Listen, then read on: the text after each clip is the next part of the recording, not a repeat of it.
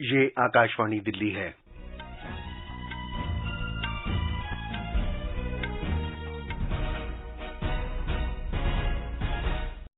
मुख्य समाचार।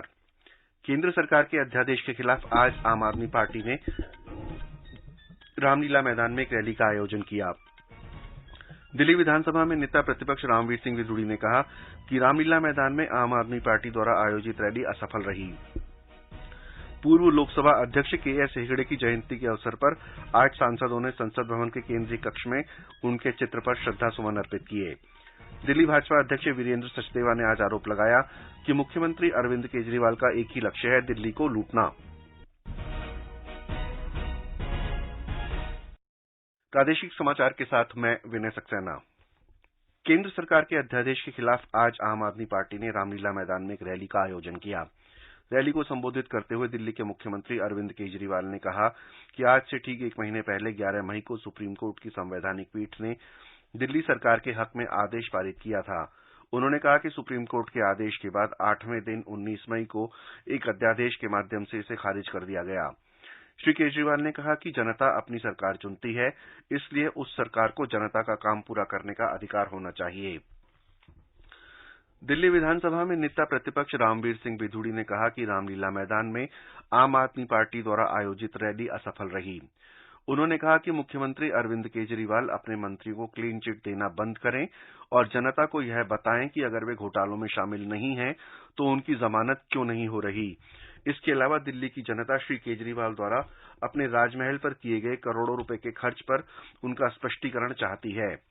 उन्होंने कहा कि जनता के सवालों के जवाब देने की बजाय श्री केजरीवाल जनता को गुमराह करने की कोशिश कर रहे हैं। श्री विधूड़ी ने कहा कि श्री केजरीवाल रामलीला मैदान में एक तरफा महंगाई का मुद्दा उठा रहे हैं, वहीं दूसरी तरफ उनकी पार्टी ने पंजाब में पेट्रोल और डीजल पर वैट बढ़ा दिया है।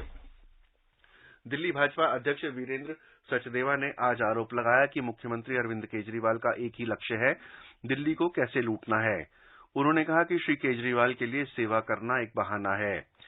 श्री सचदेवा ने कहा कि चुनाव में आने से पहले उन्होंने कसम खाई थी कि वे सरकारी बंगला और सरकारी सुविधाएं नहीं लेंगे।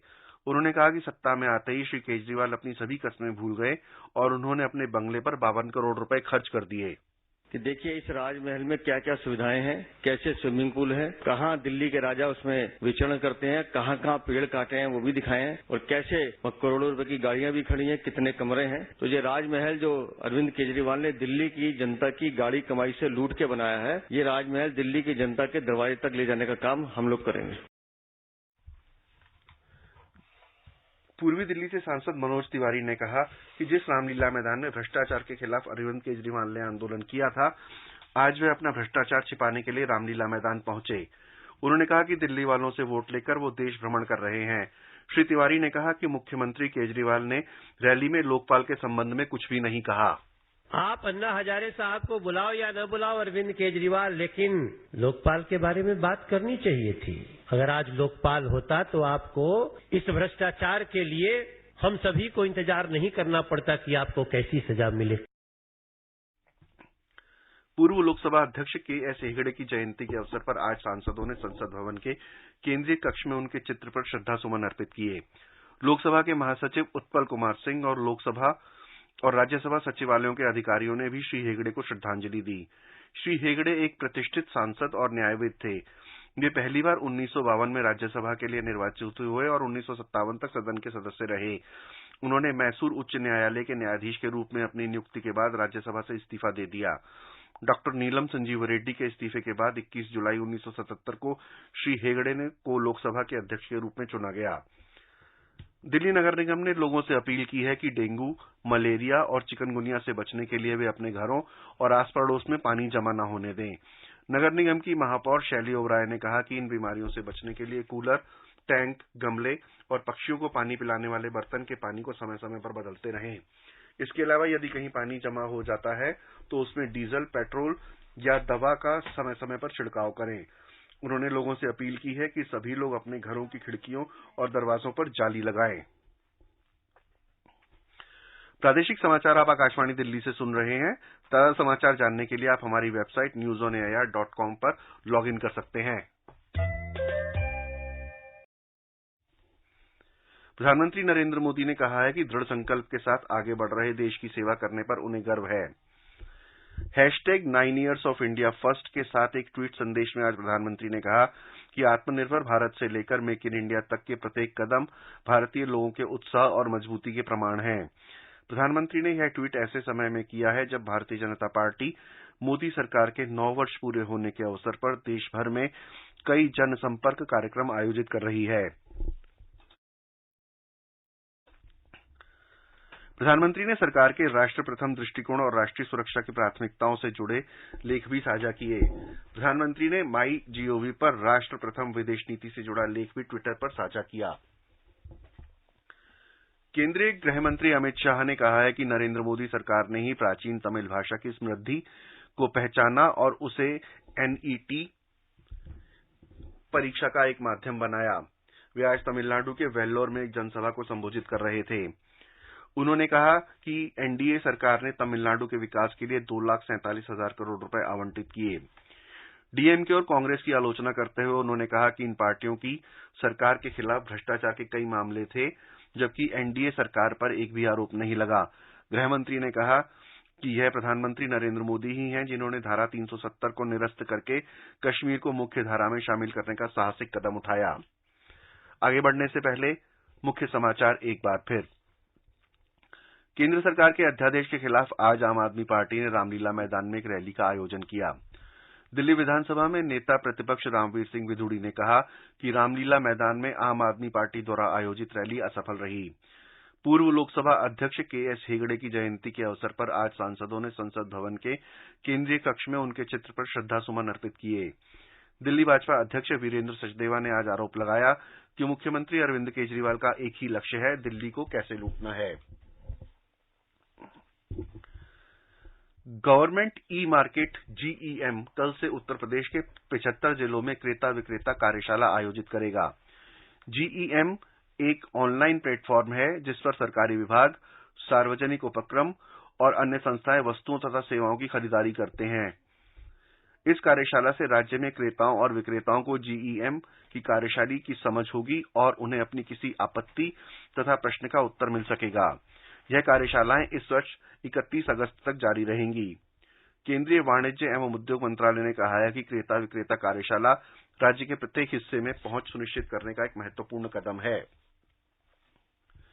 भारत के सीमा सुरक्षा बल BSF और बांग्लादेश के बॉर्डर गार्ड BGB के बीच 53वां महानिदेशक स्तर का सीमा समन्वय सम्मेलन आज नई दिल्ली में शुरू हुआ। 4 दिवसीय सम्मेलन के दौरान BSF महानिदेशक डॉ. सुजय लॉलथाउसेन के नेतृत्व में भारत का प्रतिनिधिमंडल major general AKM Najmul Hasan की अध्यक्षता वाले प्रतिनिधिमंडल से मुलाकात करेगा। सम्मेलन का आयोजन सीमा से जुड़े मुद्दों पर चर्चा और दोनों सीमा सुरक्षा बलों के बीच बेहतर समन्वय के लिए किया जा रहा है। सम्मेलन के दौरान विभिन्न सीमा पार अपराधों को संयुक्त रूप से कैसे रोका जाए और दोनों सीमा सुरक्षा बलों के बीच सूचनाओं के समय समय पर आदान प्रदान पर भी चर्चा की जाएगी। विकासात्मक और अवसरणात्मक कार्यों, समन्वित सीमा प्रबंधन योजना के प्रभावी कार्यान्वयन के लिए संयुक्त प्रयासों और विश्वास निर्माण उपायों पर भी विचार विमर्श होगा। पिछला BSF BGB समन्वय सम्मेलन 2022 में ढाका में आयोजित किया गया था। इस वर्ष 1 जुलाई से शुरू होने वाली श्री अमरनाथ जी की आगामी वार्षिक यात्रा को देखते हुए बड़गाम में सुरक्षा बलों और नागरिक प्रशासन के अधिकारियों का एक संयुक्त सुरक्षा सम्मेलन आयोजित किया गया था। सम्मेलन का उद्देश्य पवित्र गुफा मंदिर की सुचारू और सफल तीर्थ यात्रा के लिए नागरिक और विभिन्न सुरक्षा एजेंसियों के बीच तालमेल, वार्तालाप और समन्वय बढ़ाना था। श्री अमरनाथ जी के 3,880 मीटर ऊंचे पवित्र गुफा मंदिर की 62 दिन चलने वाली यात्रा 2 मार्गों से शुरू होने वाली है। पहला मार्ग दक्षिण कश्मीर के अनंत जिले के पहलगांव से पारंपरिक 48 किलोमीटर लंबा नुनवान मार्ग और दूसरा मध्य कश्मीर के गांदरबल जिले में 14 किलोमीटर लंबा बालटाल मार्ग है। रक्षा प्रवक्ता ने बताया कि धार्मिक यात्रा की सुरक्षा को देखते हुए महत्वपूर्ण मुद्दों पर विचार विमर्श किया गया। इस अवसर पर उपस्थित सभी अधिकारियों ने यात्रा को सुचारू और सफल बनाने के लिए सरकारी एजेंसियों के सामंजस्यपूर्ण कामकाज पर जोर दिया।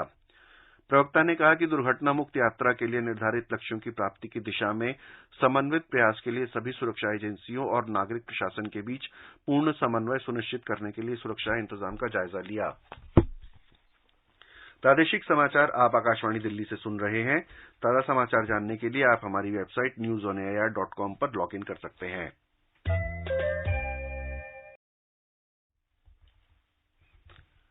मौसम विभाग ने कहा है कि चक्रवात बिपरजॉय कल आधी रात पोरबंदर से 510 किलोमीटर दक्षिण पूर्व में 5 किलोमीटर प्रति घंटे की रफ्तार से पूर्वी मध्य अरब सागर के ऊपर मुड़ गया है। मौसम विभाग ने बताया कि आज इसके अत्यधिक प्रचंड तूफान में बदलने की आशंका है। चक्रवात के 15 जून को दोपहर तक सौराष्ट्र और कच्छ के तटीय क्षेत्रों और पाकिस्तान के नजदीक पहुंचने की संभावना है। फिलहाल चक्रवात बिपरजॉय मुंबई से लगभग 600 किलोमीटर पश्चिम दक्षिण पश्चिम, पोरबंदर से 530 किलोमीटर दक्षिण दक्षिण पश्चिम और कराची से 830 किलोमीटर दक्षिण में केंद्रित है। तूफान को देखते हुए राष्ट्रीय आपदा मोचन बल की टीमें गुजरात के वडोदरा में जरौद गांव के नजदीक तट पर तैनात की गई हैं। मौसम विभाग ने चेतावनी दी है कि तूफान के असर से कर्नाटक, गोवा और महाराष्ट्र के तटीय क्षेत्रों में बहुत तेज वर्षा की संभावना है और तेज हवाएं चल सकती हैं। विभाग ने मछुआरों को समुद्र में नहीं जाने की सलाह दी है। आकाशवाणी का समाचार सेवा प्रभाग हिंदी और अंग्रेजी में लाइव फोन इन कार्यक्रम पब्लिक स्पीक में कल रात 9:30 बजे आयकर रिटर्न भरने के बारे में विशेष चर्चा प्रसारित करेगा। कार्यक्रम के दौरान टेलीफोन नंबर 011-2371-7106 और 011-2331-4444 पर फोन कर श्रोता विशेषज्ञों से आयकर रिटर्न दाखिल करने की प्रक्रिया, लागू कर दरों, रिफंड और आयकर रिटर्न से संबंधित प्रश्न पूछ सकते हैं। आप अपने प्रश्न व्हाट्सएप नंबर 9289094044 पर भी भेज सकते हैं। राजधानी में आज दिन के समय तेज धूप खिली रही, जिससे लोगों को उमस भरी गर्मी से राहत नहीं मिली। आज का अधिकतम तापमान सामान्य से 1 डिग्री सेल्सियस कम 38.5 डिग्री सेल्सियस दर्ज किया गया। वहीं न्यूनतम तापमान सामान्य से 3 डिग्री कम 25.2 डिग्री सेल्सियस रिकॉर्ड किया गया। मौसम विभाग के अनुसार अगले 24 घंटे के दौरान आसमान में आंशिक रूप से बादल छाए रहने की संभावना है। इसके अलावा 25 से 35 किलोमीटर प्रति घंटे की रफ्तार से हवा चलने की उम्मीद है। वहीं कल का अधिकतम तापमान 40 डिग्री सेल्सियस और न्यूनतम तापमान 26 डिग्री सेल्सियस के आसपास रहने का अनुमान है। भारत को लगातार दूसरी बार विश्व टेस्ट चैंपियनशिप फाइनल में हार का सामना करना पड़ा है। भारत को ऑस्ट्रेलिया के हाथों फाइनल में आज 5वें दिन 209 रन की पराजय झेलनी पड़ी। भारत की दूसरी पारी 34 रन पर सिमट गई।